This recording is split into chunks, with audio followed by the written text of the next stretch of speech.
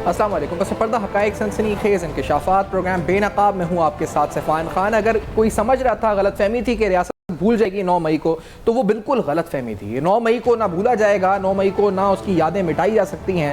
جو کچھ ہوا, جس طرح پلانڈ طریقے سے ریاست کو فیل ڈکلیئر کرنے کی کوشش کی گئی, پاکستان تحریک انصاف اور اس کی قیادت جس طرح بے نقاب ہو کر سامنے آئی, ان کے سیاسی عزائم تھے یا جو بھی ملک میں کیوس پیدا کرنے کی کوشش کرنا چاہتے تھے, وہ سارے چہرے بے نقاب ہو چکے ہیں. آج فارمیشن کمانڈرز کانفرنس ہوئی. اس کانفرنس میں آرمی چیف کی طرف سے واضح پیغام سامنے آیا. کہا یہ گیا کہ 25 مئی کی تقریبات میں عوام کی بھرپور شرکت افواج اور عوام میں گہرے تعلق کی واضح عکاسی کرتی ہے. یہ بھی بتایا گیا کہ فارمیشن کمانڈرز کے شرکاء نے سانحہ 9 مئی کے واقعات کی سخت ترین مذمت کی. ایک اہم بات یہ کی گئی, یہ کثرت سے جمع کیے گئے ناقابل تردید شواہد کو نہ جھٹلایا اور نہ ہی بگاڑا جا سکتا ہے. تو اس سلسلے میں جو بگاڑ پیدا کرنے اور فرضی انسانی حقوق کی خلاف ورزیوں کے پیچھے پناہ لینے کی تمام تر کوششیں ہیں, وہ بے سود ہیں. یہ بہت بڑی امپورٹنٹ اسٹیٹمنٹ ہے, کیونکہ اس پر گفتگو بھی کریں گے کہ کس طرح کچھ تنظیمیں یا کوشش کر رہی ہیں کہ اسے انسانی حقوق کا مسئلہ بنایا جا سکے, جو کہ یہ ہے نہیں. بار بار کبھی 54 افراد مر گئے, کبھی 25 مر گئے, کوئی ثبوت نہیں ہے کہ کہاں مرے, کیا ہوا. خواتین کے اس بارے میں ایسی باتیں الزام تراشیاں ہوئی, کوئی ثبوت نہیں, لیکن بگاڑ پیدا کرنے کی کوشش ہے جو ساری بے سود ہوں گی. قوم کے بھرپور تعاون سے تمام تر ناپائق عزائم کو ناکام بنایا جائے گا. پاکستان کی عوام اور مسلح افواج کا آپس میں گہرا تعلق ہے جو قومی سلامتی میں مرکزی حیثیت رکھتا ہے, اور ریاست پاکستان اور مسلح افواج شہداء پاکستان اور ان کے اہل خانہ کو احترام کی نگاہ سے دیکھتی ہیں. یہ حقیقت ہے. 9 مئی کے بعد اس رشتے میں اور اضافہ ہوا ہے, نہ کہ خلیج اور فورم نے شہداء کی عظیم قربانیوں کو زبردست خراج عقیدت پیش کیا. جو اہم ترین اس میں اسٹیٹمنٹ ہے فارمیشن کمانڈرز کانفرنس میں, وہ یہ کہا گیا ہے کہ وقت آ گیا ہے کہ 9 مئی کے منصوبہ سازوں اور ماسٹر مائنڈز کے خلاف بھی قانونی کارروائی جو ہے کی جائے. ماسٹر مائنڈز اور منصوبہ سازوں کی بات ہو رہی ہے. آپ کو لے کر چلتے ہیں, کچھ دن قبل جب آئی جی پنجاب پریس کانفرنس کر رہے تھے, تو وہاں انہوں نے ایک اسکرین پر ایک پریزنٹیشن جو ہے اس پر صحافیوں کے سامنے رکھی تھی. اس پریس کانفرنس میں تمام چٹا بٹا تمام کھولے گئی تھی قلی کہ کس کو کال کی تھی, کتنی کالز گئی تھیں. آپ کے سامنے صرف وہی انویسٹیگیشن سامنے رکھتے ہیں. تقریباً 215 کالز زمان پاک سے ہوئیں, اور یہ کالز جو ہوئیں یہ مختلف پی ٹی آئی کے ٹاپ لیڈرشپ جو اس وقت زیر حراست ہے یا مفرور ہے ان کی جانب سے کی گئیں. جو کالز کی گئیں ان بلوائیوں کو جو ہنگاموں میں ملوث تھے.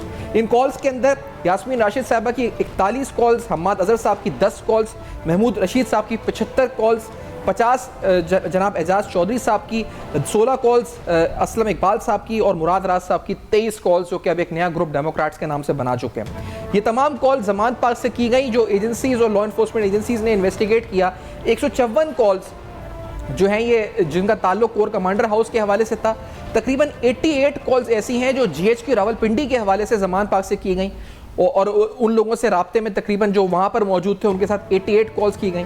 اور اسی طرح سے تقریباً 25 کالز ایسی آئیڈینٹیفائی ہوئی جو فیصل آباد میں حساس تنصیبات یا دفاتر کو نقصان پہنچایا گیا, وہاں سے زمان پاک سے ٹریس ہوں. تو یہ تمام جو انویسٹیگیشن میں ثبوت سامنے آئے, اس میں ایک واٹس ایپ گروپ بھی سامنے آیا جس میں کہا گیا کہ تقریباً 170 لوگ آئیڈینٹیفائی کیے گئے ہیں, جن میں سے 11 کو گرفتار کیا گیا جو باقاعدہ لوگوں کو انسٹیگیٹ کر رہے تھے. اس کے علاوہ تقریباً 708 افراد کو آئیڈینٹیفائی کیا گیا, جس میں سے 165 ایسے تھے جو ٹاپ لیڈرشپ کے ساتھ رابطے میں تھے. تو یہ منصوبہ ساز اور ماسٹر مائنڈ کون ہے, پولیس ان تک پہنچ چکی ہے, انویسٹیگیشن اور ایجنسیز پہنچ چکی ہیں. ایسی پارٹیز جو کہ ان 165 اکیوز کی بھی پارٹیز تھیں وہ 101 آئیڈینٹیفائی ہوئیں. اور پھر یہ بھی پولیس نے دیکھا کہ جو لوگ 8 مارچ 2023 کو زمان پارک میں پولیس پر حملے ملوث تھے, وہی لوگ جناح ہاؤس یعنی کور کمانڈر ہاؤس پہ حملے ملوث تھے, اور ان کی تعداد تقریباً 120 تھی, جن میں سے 19 کو اریسٹ کر لیا گیا. تو پولیس نے جو رپورٹ دی اس میں 708 انہوں نے اکیوزڈ آئیڈینٹیفائی کیے, جن میں سے 125 وہ کہتے ہیں کہ انہوں نے گرفتار بھی کیا, عدالتوں میں پیش ہو چکے ہیں, اور دیگر کی تلاش ان کی جانب سے جاری ہے. یہ تمام ان کی فہرست ہے, اور یہ پورا نیکسس ہے کہ کس طرح سے وہ لوگ جو حملہ کر رہے تھے اور جو لوگ ماسٹر مائنڈ تھے ان کے درمیان رابطہ تھا. تو یہ تو بے نقاب ہو چکا ہے, اور آرمی چیف کہہ چکے ہیں کہ اب ماسٹر مائنڈز کی باری ہے. تو پروگرام کا آغاز اسی سے کرتے ہیں. جناب اجمل وزیر صاحب پروگرام میں ساتھ موجود ہیں, جو کہ سابق ترجمان ہیں, کے پی حکومت کے سینئر سربراہ ہیں. بہت شکریہ آپ اسٹوڈیو سے جوائن کیا. عارف یوسفزئی صاحب پشاور سے ہمارے بیورو چیف ساتھ موجود ہیں. میں پہلے عارف یوسفزئی سے آپ سے پوچھنا چاہوں گا کہ یہ آئیڈینٹیفیکیشن ہو چکی ہے, فارمیشن کمانڈرز کی کانفرنس بھی آج ہو چکی ہے, اب لگ رہا ہے کہ ریاست کوئی اس پر جسے کہا جائے کہ لچک نہیں رکھے گی, اور اب جایا جائے گا ماسٹر مائنڈ کی طرف. آپ کس طرح انٹرپریٹ کرتے ہیں عارف صاحب آج کے معاملے کو؟ جی بالکل سیفان صاحب، جو آپ نے اپنے انٹرو میں جو باتیں رکھی وہ بڑی اہم ہے، اور یہ جو آج فارمیشن کمانڈرز کی کانفرنس ہوئی ہے، یہ اپنی نوعیت سے ایک اہم بیٹھک تھی۔ آرمی کے جتنے ٹاپ راس ہیں ان کی بڑی اہم آج یہ نشست تھی۔ اور میں آپ کو بتاؤں کہ پاکستان تحریک انصاف عمران خان نے 2 بیانیوں کے اندر تقسیم کر دیا ہے۔ پولرائزیشن کی سیاست تقسیم کرتی ہے۔ ایک طرف جو پولرائزیشن سیاست کا علمبردار ہوتا ہے وہ اپنے آپ کو ٹھیک سمجھتا ہے، پاکستانی دنیا کو غلط سمجھتا ہے، اور اسی بنیاد کے اوپر عمران خان نے جو سوسائٹی تقسیم کی۔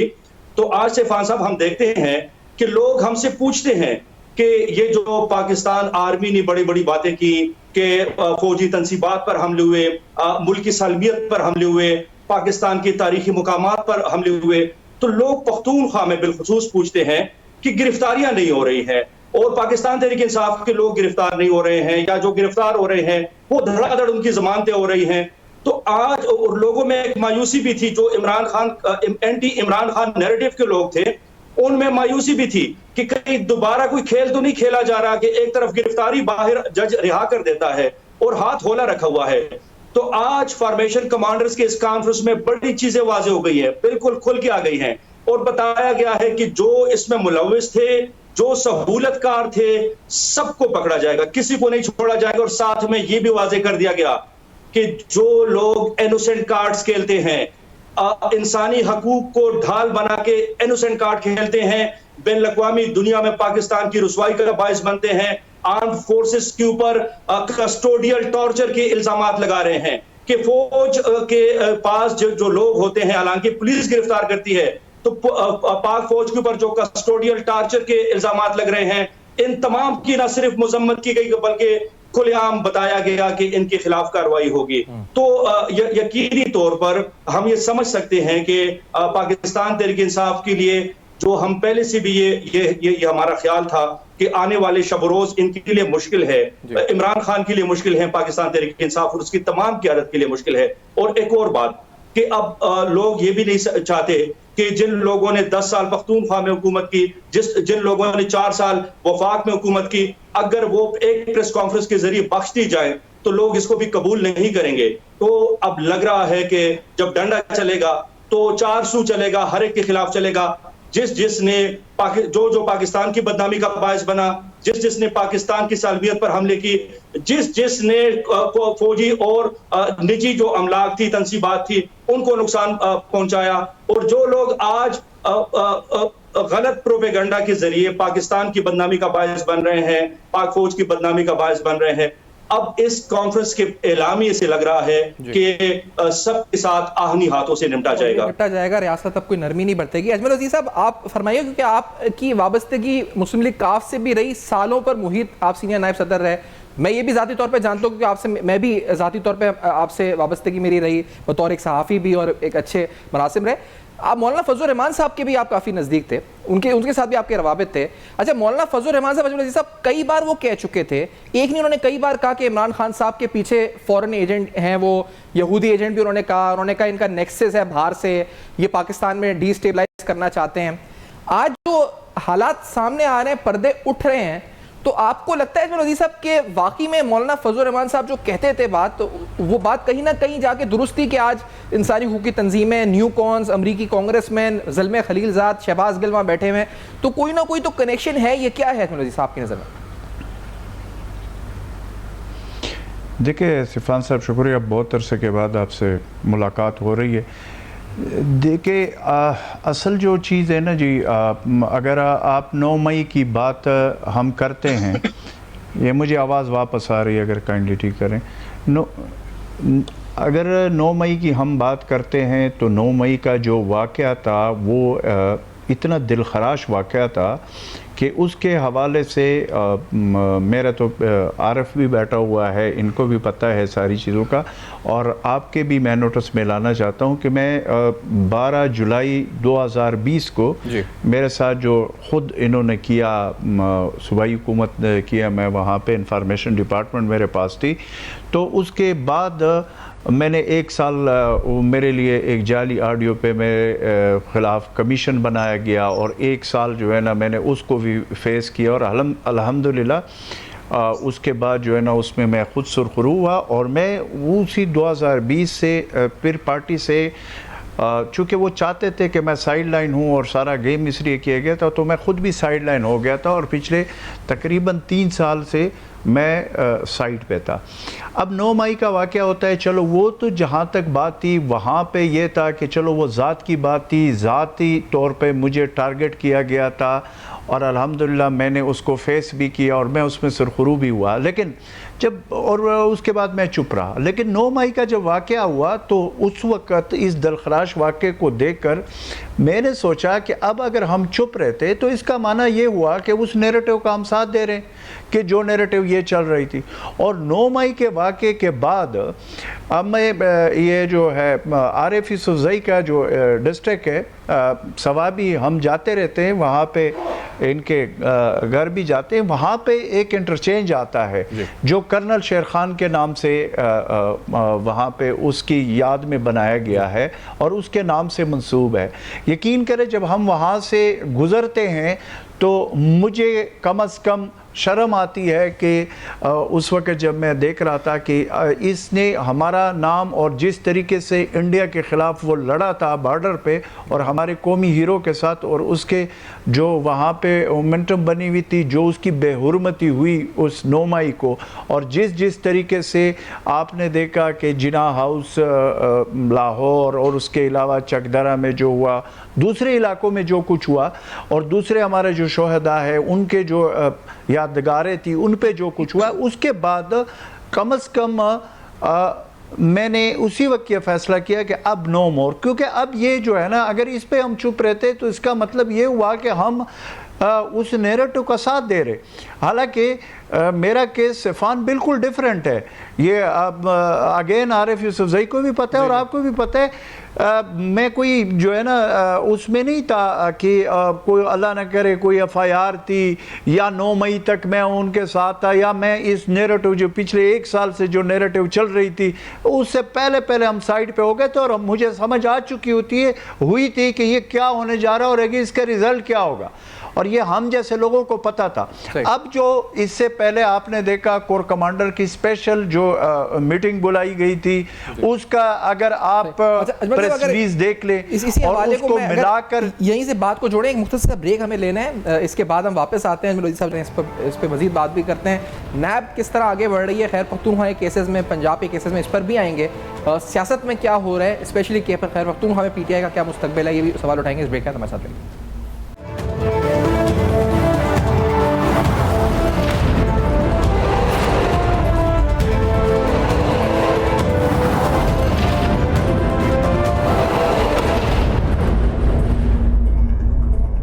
Welcome back. آپ دیکھ رہے ہیں بے نقاب میں سیاسی صورتحال. آج فارمیشن کمانڈرز کانفرنس, 9 مئی کے واقعات اور اس کے ثبوت, ماسٹر مائنڈ منصوبہ ساز کون, تمام اب قانون کی گرفت میں آئیں گے. تحریک انصاف کے بارے میں ایک تاثر جو تھا کہ وہ کرپشن نہیں کرتے یا کرپشن سے پاک جماعت ہے, یا جو اس کے چیئرمین ہیں وہ کرپشن سے اس وقت ان پر کرپشن کا الزام نہیں رہ سکتا. یہ تمام حقائق بھی آہستہ آہستہ کر کے کھل رہے ہیں وہاں کے سامنے. عثمان بزدار صاحب کے ایسٹس کی ڈیٹیلز آئی ہیں. ان ایسٹس کی ڈیٹیلز جو ہم نے حاصل کی پچھلے 5 سال کے دوران, عثمان بزدار صاحب لکھ پتی سے کس طرح ارب پتی بنے, یہ اپنے اندر ایک بہت بڑا سوال ہے. اگر آپ پچھلے 5 سال میں دیکھیں تو عثمان بزدار صاحب کے اثاثے 7 لاکھ سے بڑھ کر 2 ارب روپے ہو گئے. اثاثوں میں 2700 کنال زمین, 15 پلاٹ, 1.5 کروڑ روپے کی نئی گاڑی, بینک بیلنس شامل ہے. 2023 میں اثاثوں کی مالیت 41 کروڑ ظاہر کی. 2017 میں اثاثوں کی مالیت 7,62,000 روپے تھی. 18 میں اپنے اثاثوں کی مالیت 2.5 کروڑ روپے بتائی. 19-20 میں عثمان بزدار نے اثاثوں کی مالیت 3.5 کروڑ ظاہر کری, اور 2023 میں جیسا میں نے کہا 51 کروڑ. اور عثمان بزدار کے اثاثوں کی مجموعی مارکیٹ ویلیو تقریباً 2 ارب روپے بنتی ہے. یعنی وہ شخص جو کہ 17 کے اندر 2017 میں 7 لاکھ روپے پر تھا, وہ تقریباً 2 ارب روپے پہ 5 سال کے اندر پہنچے. اور عثمان بزدار صاحب نے اراضی, کروڑوں کی گاڑیاں, بینک بیلنس میں اضافہ دکھایا. جو ان کی ملکیت میں عام جو اس پر زمین تھی وہ تقریباً 36 مرلے کا پلاٹ تھا. ملتان کی نجی ہاؤسنگ سوسائٹی میں 8 مرلے کا گھر تھا. سخی سرور روڈ ڈیرہ غازی خان میں 4 کنال اور توسا میں 14 کنال کی رہائش کا ظاہر کی انہوں نے. ڈی جی خان میں 18 مرلے اور اس کے ساتھ توسا میں 19 مرلے اور 1 کنال کے 2 پلاٹ اور شامل, جس کا انہوں نے ذکر کیا ہے. توسا میں 20 مرلے کا پلاٹ ظاہر کیا 2019 میں. اسی طرح انہوں نے 163 کنال کا جو انہوں نے کہا زمین میں ان کے اضافہ. تو یہ وہ حقائق ہیں جس طرح ان کے ایسٹ 7 لاکھ سے بڑھ کر 2 ارب تک پہنچ گئے. انہی سے منسلک فرا شہزادی, فرا گوگی, فرد شہزادی جو بھی ان کو نام دیں, ان کو نیب نے نوٹس دیا ہے. 117 بینک اکاؤنٹس کا انکشاف ان کا سامنے آیا ہے اور نیب نے ان کی جو فرا شہزادی اور ان کے شوہر احسن جمیل گجر کو 8 جون کو طلب کیا ہے. نیب تحقیقات میں فرا شہزادی اور احسن جمیل کے نام 117 بینک اکاؤنٹس کے انکشاف پر طلبی کا فیصلہ ہوا. ملزمان کے خلاف تحقیقات کے دوران 4 فورن بینک اکاؤنٹس بھی منظر عام پر آئے. ان بینک اکاؤنٹس میں عثمان بزدار کے دور میں 4.5 ارب روپے کی مبینہ ٹرانزیکشنز کا انکشاف ہے. دونوں ملزمان کے نام مجموعی طور پر 1.5 ارب روپے مالیت کی جائیدادیں بھی پائی گئی ہیں. 2021 میں فرا شہزادی نے ایف بی آر کو 97 کروڑ روپے کے اثاثات ظاہر کیے تھے. دونوں کی ملکیت میں 10 کمپنیوں کا پتہ لگایا گیا ہے اور یہ کمپنیاں مبینہ طور پہ مالی لین دین کے لیے استعمال ہوتی رہیں. تحقیقات میں نیب تفتیشی ٹیم نے فرا شہزادی کے لیے کام کرنے والے کیش بوائے کا سراغ بھی لگا لیا ہے, جو کہ مجموعی طور پر 860 ملین یعنی تقریباً 86 کروڑ روپے کے کیش ٹرانزیکشنز کا اعتراف اس نے کیا ہے. شواہد نیب نے حاصل کر لی ہیں اور ایمنسٹی اسکیم سے بھی انہوں نے تقریباً 50 کروڑ روپے جو ہے وائٹ کیا ہے. 32 کروڑ روپے مالیت کی زرعی پیداوار کا حصول ظاہر کیا گیا, جبکہ ملزمان کی ملکیت کوئی زرعی اراضی نہیں تھی. احسن جمیل گجر کے اثاثات میں 3 سال میں تقریباً 420% کا اضافہ ہوا ہے اور ملزمان نے 2018 سے 2021 کے دوران 1 ارب سے زائد کی جائیدادیں بھی بنائی ہیں اور دبئی میں ایک لگژری فلیٹ کا انکشاف بھی ہوا ہے. ڈیفینس لاہور میں 8 جائیدادوں کے مالک نکلے ہیں. لاہور میں کروڑ روپے مالیت کا 4 کنال کا پلاٹ ہے. اسلام آباد کے سیکٹر F7 میں 2 کنال کا بنگلہ. مذکورہ جو بنی گلا اراضی ہے 530 ملین روپے میں حاصل کی ہے اور احسن جمیل گجر اور فرا شہزادی کے نام 19 گاڑیاں بھی پائی گئی ہیں. اجمل وزیر صاحب, آپ سے گفتگو ہو رہی تھی, آپ 9ویں کے واقعات کا ذکر کر رہے تھے. یہ کتنا شاکنگ ہے اور تھوڑا عوام کو خیر پختونخوا کے بارے میں بتائیں. وہاں پر بھی ہم نے سنا ہے کہ بہت سے لوگ جو کہ موٹر سائیکل پر تھے بعد میں فلور ملوں کے مالکان بن گئے جو وزراء تھے. یہ کیسے چمتکار جادو ہوا, کیسے ہوا یہ سب کچھ اجمل وزیر صاحب؟ دیکھیں سفان صاحب, اصل میں پرابلم یہ ہے کہ ہمارے ملک میں بدقسمتی ہماری یہی ہے کہ احتساب کا تو بات کیا جاتا ہے, بات اس پہ آپ جیسے اب نہیں, مجھے یاد ہے کہ آج سے 4-5 سال پہلے میں آپ ہی کے پروگرام میں بیٹھ کر یہی کرپشن کا ہم رونا روتے تھے, اس سے پہلے بھی ہم روتے تھے اور یہ لیکن ہوتا کچھ نہیں. اب وہاں اگر خیبر پختونخوا میں مجھ سے کل کسی ٹی وی پروگرام میں بیٹھا ہوا تھا, مجھ سے پوچھا گیا کہ جی یہ جو بی آر ٹی ہے اور یہ دوسرے تیسرے چوتھے, میں نے کہا دیکھیں بی آر ٹی کا مسئلہ ہے, اب کب سے وہ سپریم کورٹ کے ایک سٹے ہوئی ہے اور اس کے بعد اس پہ کوئی جو ہے نا ابھی تک کچھ بھی نہیں ہوا. اچھا دوسرا یہ ہے کہ نیب پہلے کس طرح تھا, اب وہاں پہ سنتے تو یہ ہے کہ جی نیب نے انکوائری شروع کی, نیب نے انویسٹیگیشن کی, نیب نے یہ کیا, لیکن آخر میں پتہ چلتا ہوتا کچھ بھی نہیں ہے, پریکٹیکلی کچھ بھی نہیں ہو رہا. ٹو بی ویری فرینک, جن لوگوں کو یہ اب ہم جیسے لوگ تو یہی کہہ سکتے ہیں کہ نہ پہلے کچھ ہوا نہ اب کچھ ہوگا. اس کی وجہ یہ ہے کہ ٹریک ریکارڈ یہ بتاتا ہے کہ جتنی اس کے کرپشن کے حوالے سے بات ہوئی ہے, جتنے ثبوت ہے, جتنے چیزیں ہیں, اس کے اوپر سارے ابھی آپ نے یہ مالی گوشوارے بتائے, اب اس میں کرسٹل کلیئر ساری چیزیں نظر آ رہی ہے کہ یار اس وقت کتنے تھے اب کتنے ہیں. یہ تو صرف اگر یہاں الیکشن کمیشن کے آفس چلے جا کر, یہ اس میں کوئی راکٹ سائنس نہیں ہے, اور دیکھا جائے کہ فلانے نے جب الیکشن لڑے, فلانے الیکشن میں کتنے تھے, فلانے میں کتنے تھے, یہ کیسے بڑھ گئے, اور کون سا کاروبار تھا اور کون سا بزنس تھا اور اس پہ کیا ٹیکس دیا گیا, وہ کدھر سے ہے, یہ ساری چیزیں کوئی یہ راکٹ سائنس نہیں ہے, یہ ایسے جلدی ہو سکتا ہے. لیکن یہاں پہ سالوں لگ جاتے ہیں کرپشن کے کیسز ہے, لیکن اس کا ریزلٹ کوئی نہیں نکلتا. دوسرا یہ ہے کہ میں نے یہ دیکھا ہے کہ جو جتنا بڑا کرپٹ ہوتا ہے وہ اتنے بڑے عہدے پہ آگے چلا جاتا ہے, اور یہ ٹریک ریکارڈ ہے کہ آج تک کرپشن کے حوالے سے میں نے سنا ہی نہیں ہے کہ کرپشن کے حوالے سے کسی کے خلاف کارروائی اس طرح کی ہوئی ہو کہ جس کے اوپر کم از کم قومی خزانے میں کوئی چیز آیا ہوا ہو. بعد میں پتہ چلتا ہے, پہلے بڑا وہ ہوتا ہے, ہلا گلا ہوتا ہے کہ جی یہ ہو گیا, لیکن بعد میں رزلٹ کیا, صفر. ابھی بھی میں آپ کو بتاتا ہوں, یہ عارف یوسفزئی صاحب آپ کے بیٹھے ہوئے پشاور کے بیورو چیف ہے, جتنے معلومات ان کے پاس ہے اتنے شاید میرے پاس بھی نہ ہو, لیکن آپ ان سے پوچھیں, ان ساری چیزیں پچھلے 9 سال کا جو ٹریک ریکارڈ ہے. لیکن ابھی نگران وہاں پہ حکومت بیٹھی ہوئی ہے, ابھی تک صرف کوئی, ابھی تو وہ حکومت بھی نہیں ہے, صرف اتنا کوئی نہیں کہ وہ ان کا ایڈوکیٹ جنرل جائے اور سپریم کورٹ میں ایک درخواست دے دے کہ یہ جو بی آر ٹی کی جو سٹے لی ہوئی ہے یہ ہم واپس لے لیتے, یا یہ جو پہلے درخواست دیا تھا وہ واپس لے لیتے. اب بات سمجھ ہی نہیں آ رہی کہ کون ہے ایسی رکاوٹ کہ ان چیزوں میں رکاوٹ بن جاتا ہے. اور پھر یہ بھی کوئی طریقہ نہیں ہے کہ اگر کسی نے کرپشن کیا اور کسی نے غلط کام کیا اور اس کے بعد وہ ادھر سے ادھر ہو جائے تو پھر ٹھیک ہے. نہیں بھائی, اس ملک کے جس کا جو بھی ہو اس کی کرپشن کے مسئلے اور ہیں, اور دوسرا اس کا وہ مسئلہ اور ہے. کرپشن کے اوپر کوئی کلین چیٹ کسی کو نہیں ملنا چاہیے, اگر کسی نے کیا وہ جواب دہ ہونا چاہیے. آپ نے بی آر ٹی کا ذکر کیا, اس کا مطلب جو ابھی موجودہ ایڈوکیٹ جنرل ہیں وہ اگر چاہیں تو جو سٹے ہے اس کے اوپر وہ ہٹوا سکتے ہیں, اگر صرف جا کے ایک درخواست دے دیں کہ ہمارا اس میں اب ہمیں فریق کے طور پہ ہم دستبردار ہوتے ہیں, تو یہ سٹے ہٹ سکتا ہے, یہ تحقیقات آگے بڑھ سکتی ہے بی آر ٹی والی کم از کم. تو میں یہ کہتا ہوں کہ کم از کم ایک کوشش تو کرنی چاہیے. ایک درخواست دینے میں کیا حرج ہے کہ اگر وہ سپریم کورٹ میں دے دے کہ بھائی یہ وہ جو پچھلی حکومت نے سٹے لیا ہوا تھا, یا جو پچھلے حکومت, اب صفان میں آپ کو ایک بات بتا دوں, یہ جس وقت یہ وہاں پہ پشاور ہائی کورٹ کا ایک فیصلہ آیا تھا اس حوالے سے, بی آر ٹی کے حوالے سے, سیٹ وقار مرحوم چیف جسٹس تھے, انہوں نے 35 نکات کی آئیڈینٹیفیکیشن کی تھی, اور اس پہ کہا تھا کہ, اور انہوں نے ایف آئی اے کو ڈائریکٹ آرڈر کیا تھا کہ ہر ہفتے اس کی انکوائری ہوگی اور ہر ہفتے بیفور دا کورٹ رپورٹ پیش کی جائے گی. اچھا, اس کے اوپر میں اس وقت خیبر پختونخوا حکومت کا ترجمان تھا, میری یہ رائے تھی اس وقت کہ نہیں جی ہم کسی سٹے کے پیچھے نہیں چھپیں گے.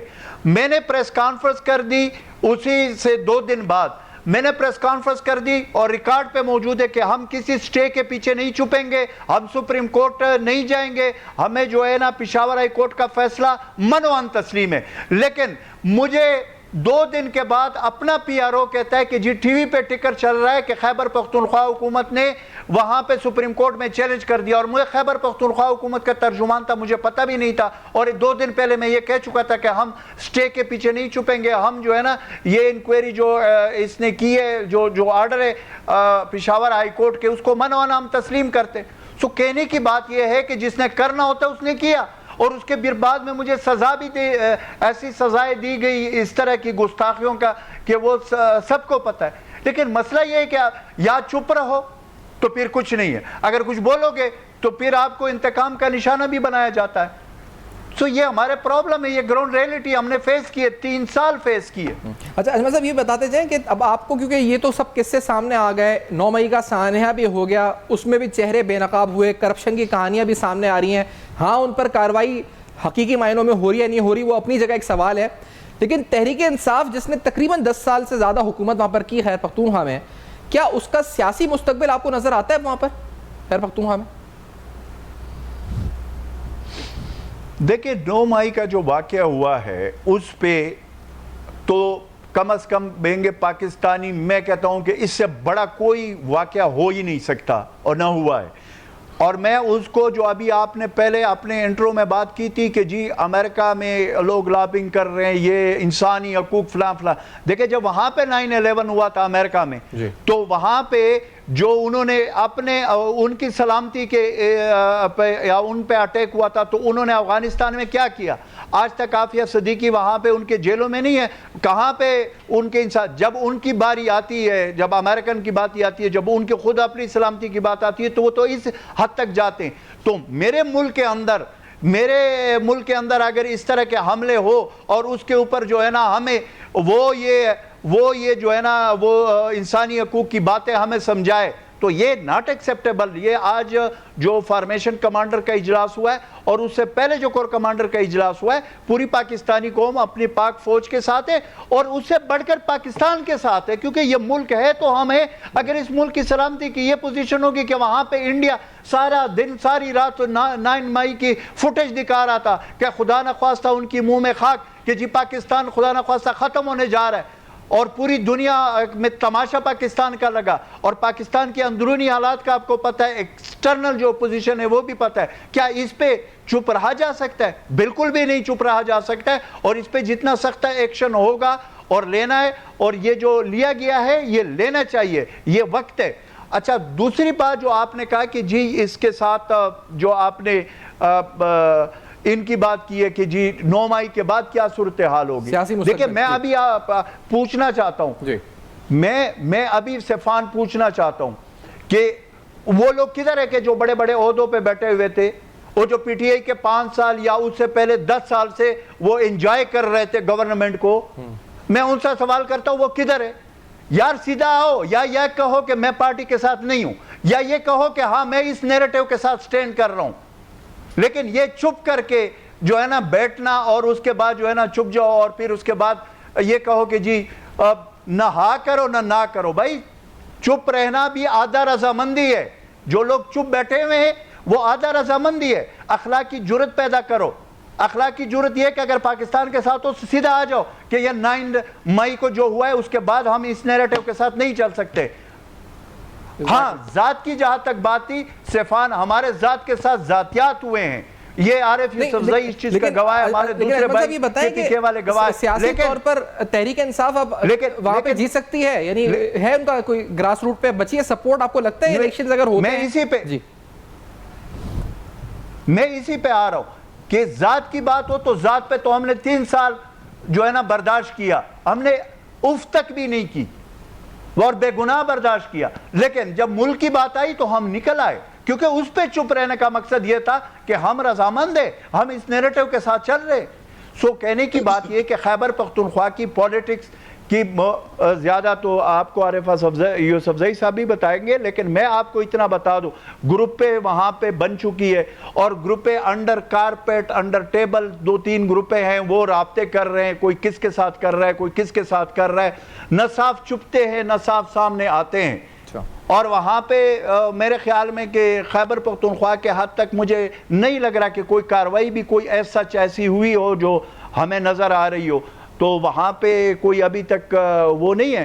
بقایا عارف کو پتہ ہوگا کیونکہ وہاں پہ اس کے سب کے ساتھ رابطے ہیں, تمام سیاسی جماعتوں کے ساتھ بھی, اور پی ٹی آئی کے. عارف صاحب کوئی کاروائی ہوئی, مطلب ایک تو آپ بھی بتائیں عارف صاحب سیاسی مستقبل تحریک انصاف کا, دوسرا یہ بات کیا ہے کہ وہاں پر جو گرفتاریاں یا کاروائیاں اس طرح نہیں ہوئی جس طرح دیگر صوبوں میں ہوئی ہیں, کیا یہ بات درست ہے یہ تاثر عارف صاحب؟ صفان صاحب دیکھیں, ایک تو میں کانسٹنٹلی بات کر رہا ہوں کہ پاکستان تحریک انصاف کو جس غیر فطری طریقے سے انجینئرڈ کیا گیا تھا, بنا دیا گیا تھا, اس کا انجام بھی غیر فطری طریقے سے ہی ہوگا, اختتام بھی غیر فطری طریقے سے ہوگا.